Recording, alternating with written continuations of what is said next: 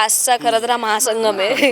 सगळं आम्ही एकत्र आलोय असं. आणि ही बसलेली आणि मी म्हटलं नीता देशमुख पण असा हात पुढे गेला, हाय मी तुझी बालमैत्रीण असं म्हटलं, ओके नाईस. पण ॲक्च्युली सई विश्वास त्यांच्या नात्याकडे असं काही वेगळ्या पद्धतीने अजून बघत नाहीयेत. म्हणजे मी सगळ्यात आधी जान्हवीची सुद्धा ऑडिशन दिली होती, पण ते नाही वर्कआउट झालं. हॅलो हाय नमस्कार, मी नंदा तुम्हा सगळ्यांचं स्वागत करते टेलिगप्पामध्ये. लवकरच एक नवी फ्रेश जोडी आपल्याला भेटणार आहे, म्हणजेच विश्वा आणि सई, ज्यांना तुम्ही लक्ष्मी निवास मालिकेत बघत आहात. पण सध्या ते आपल्यासोबत गप्पा करण्यासाठी आहेत. तुम्हा दोघांचं स्वागत आहे टेलिगप्पामध्ये. कसे आहात पहिले तर? मी मस्त आहे. मस्त, छान वाटतंय, खूप छान.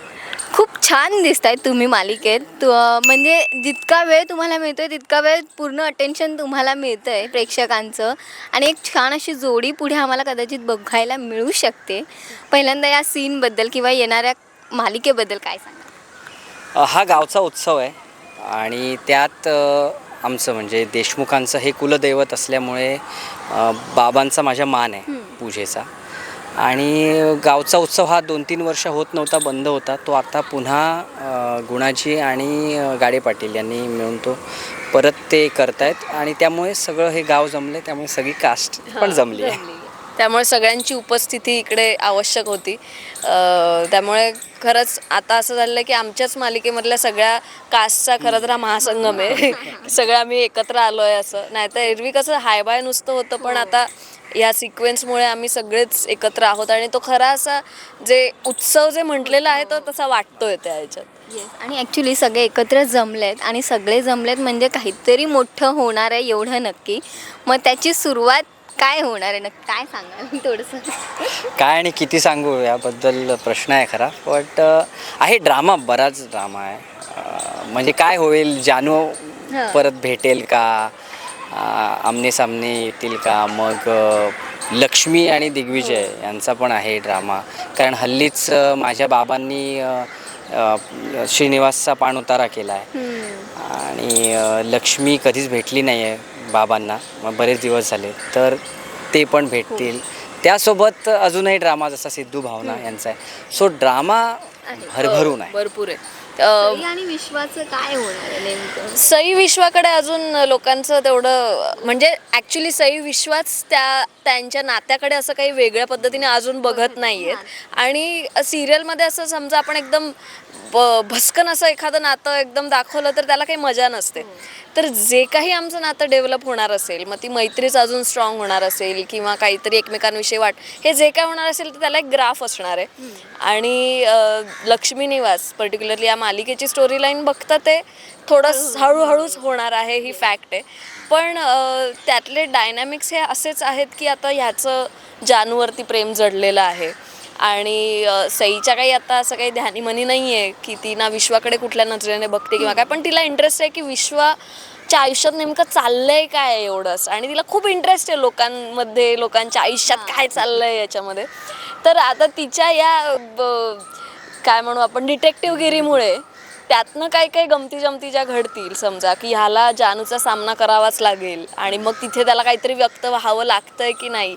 म्हणजे जे काही काही वेळेस असं होतं ना की यार आपला एक्स कोणीतरी समोर आला अचानक की आपलं असं जे ऑकवर्ड होतं की आता काय करायचं किंवा हे काय, तर असं सगळ्या गोष्टींवरती ते खेळलं जाईल.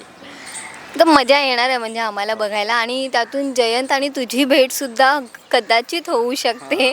तर होऊ तर शकतेच. कारण बाबा आणि त्यांचं बिझनेस डील जी मीटिंग झाली आहे, माझा हिट अँड मिस झाला तेव्हा. बट मला माहीत नाही आहे की तेच कानिटकर आहेत का ज्यांनी जानूसोबत लग्न केलं आहे, पण होऊ तर शकतेच. मालिकेबद्दल बोलणं झालं, आपण टाळूया थोडं, कारण पुढचे ट्विस्ट ते प्रेक्षक बघतीलच. खऱ्या आयुष्यात म्हणजे आता एवढे तुम्ही शूटिंग करता, इतका वेळ एकत्र असता म्हणा, तर इतर कलाकारांबद्दल एकमेकांसोबत काम करण्याबद्दल, त्या अनुभवाबद्दल काय सांगा? माझा अनुभव ग्रेटच आहे खरं सांगायचं तर. म्हणजे ती खूप मोठी स्टार आहे आणि I have to admit it and you can't deny it ना आहे. तर म्हणजे ॲक्च्युली पहिल्या दिवशी जेव्हा मला माहिती नव्हतं हिचं कास्टिंग झालं आहे, मी जेव्हा आत गेलो माझ्या आईला भेटायला, तर ही बसली होती आणि त्याआधी एकदा प्रसाद सेटवर आलेला आमच्या त्या महासंगमच्या आधी, तेव्हा ती सेटवर, तेव्हा मी आले होते. हाय बाय असं झालेलं. आणि ही बसलेली आणि मी म्हटलं अमृता देशमुख पण असं हात पुढे गेला, हाय मी तुझी बालमैत्रीण असं म्हटलं. Okay nice. पण म्हणजे आय एम ऑनर्ड खरं सांगायचं तर. आणि तिचं ना सेन्स ऑफ ह्युमर कमाल आहे हे मी नोटीस केलं. आणि कुठल्याही सीनमध्ये कुठे काय कसं ॲडिशन घेता येईल याचं ना तिला म्हणजे समज जी आहे ना ती. म्हणजे मला फॉर एक्झाम्पल जर कुठला सीन आला आणि जर काही असं ट्विस्टी करायचं असेल तर मला वेळ लागेल, पण नाही, तिला ते पहिल्या धपक्यातच आयडिया येऊन जाते आणि ती करते सुद्धा. सो मजा येते काम करायला तिच्यासोबत. वाव, अमृता, एवढी तारीफ आणि हो नाही, खूप असं छानच वाटतं की आपला को ॲक्टर जेव्हा त्याला काहीही स्क्रिप्ट न देता तो मनापासून हे बोलतोय स्वतःच्या मनाने, त्यामुळे छान वाटतं. आणि खरं तर सिमिलर भावना आहेत अशा अर्थाने की आता तो थोडंसं त्याचं कॅरेक्टर आधीपासून या सेटवरती होतं, त्याला काही काही लोक तरी माहिती होती आणि हे सगळं होतं. माझी सुरुवात जेव्हा झाली त्यांच्या फॅमिलीमध्ये आल्यापासून, तर तेव्हा ते दोघं तिघंच जणं होते. आणि मग जे जुळवून घेणं असतं किंवा या गोष्टी असतात तर त्या अवघड नाही गेल्या मला. आणि कारण की जेव्हा आता जसं आज हा महासंगम झाला, इतर कॅरेक्टर्स येतात, तर तो इतरांशी सुद्धा ज्या प्रकारे वागतो बोलतो तर ते मला सुद्धा सोपं जातं की त्याच्या थ्रू मी सुद्धा जेल होऊन गेले या सगळ्या टीममध्ये. नाहीतर थोडं ते अवघड गेलं असतं की समजा हाच एकदम एकलकोंडा असला असता तर मला झालं असतं की मी आता काय करू, म्हणजे विश्वा मी काय करू आता, असं झालं असतं. पण तो इझी गोईंग आहे, तो सगळ्यांशी बोलतो, हसत खेळत वागतो, त्यामुळे मला ते सोपं गेलं. आणि दुसरी महत्त्वाची गोष्ट म्हणजे की जाणवतं की या व्यक्तीला काहीच इगो नाही आहे, कुठलाच हे नाही आहे. त्यामुळे एखादा सीन जसं तो म्हटला की आम्ही त्याच्याबद्दल थोडं आपण बोलीभाषेत करतो ना, की काही काही वेळेस स्क्रिप्ट लेवलला जे असतं आणि ते परफॉर्म करतो तर ते पटकन होऊन जातं कारण की त्याची तेवढी साथ असते. आणि ॲब्सोल्यूट जेंटलमन आहे की त्याच्यासोबत त्यामुळे असं एक सेफ कम्फर्ट वाटतो. So even I am very glad की की असं छान एन्व्हायरमेंटमध्ये मी आहे.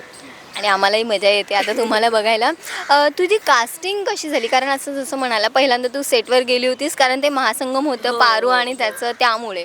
आणि त्यानंतर आम्हाला लिटरली एखाद्या आठवड्यामध्ये कळलं की तुझी कास्टिंग झाली, आता सई म्हणून तू दिसते. तर हे सगळं कसं जुळून आलं? अगदी म्हणजे जसं नॉर्मली होतं की एखाद्या सिरियलमध्ये एक नवीन ट्रॅक येतोय तर मग शोधाशोध सुरू होते, आणि तसं तर तशाच याने ते झालं.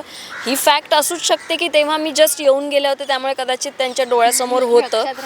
पण काय म्हणजे हिरोईनी खूप आहेत, तसं असं काही अगदी हे नाही, म्हणजे ॲक्ट्रेसेस भरपूर असतात. पण छान वाटलं मला की त्यांनी विचारलं मला आणि ते वर्कआउट झालं. आणि सेकंडली मी सगळ्यात आधी जान्हवीची सुद्धा ऑडिशन दिली होती, पण ते नाही वर्कआउट झालं. त्यामुळे समहाऊ थोडी मी कनेक्टेड होते प्रोड्युसरशी आणि याच्याशी, त्यांना माहिती होतं म्हणून मग त्यांनी मला विचारलं आणि मला मग इंटरेस्टिंग वाटलं कॅरेक्टर, म्हटलं करूया का नाही. आणि ते खरंच छान जुळलंय, छान कास्टिंग झालेली आहे. कारण तुला आम्ही आधीच्याही मालिकेत बघितलं होतं, असा छान स्वभाव होता आणि तसंच आता इथे बघायला मिळतंय.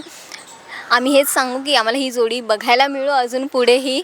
आणि बाकी विश्वाच्या आयुष्यात सई आता काहीतरी चांगलं घडवेल, जान्हवी केली असेल तरी.